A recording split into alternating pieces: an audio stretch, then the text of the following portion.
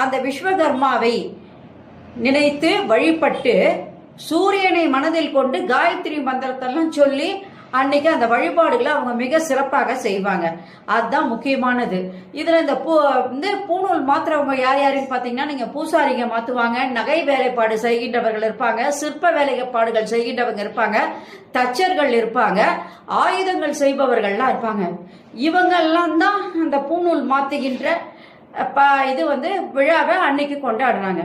இதுல நீங்க பாத்தீங்கன்னா முக்கியமா அன்னைக்கு படையல்னு பார்க்கும்போது அவங்க என்ன செய்வாங்கன்னா, பால் போலி, இட்லி, வடை இதெல்லாம் செஞ்சு பூஜை செய்வாங்க. முடியாதப்போ ஒரு பாயசமாவது, பால் பாயசமாவது ஒன்று பண்ணி சாமிக்கு வச்சு அந்த பூநூலை மாத்திர விசேஷத்தை அன்னைக்கு செய்யறாங்க.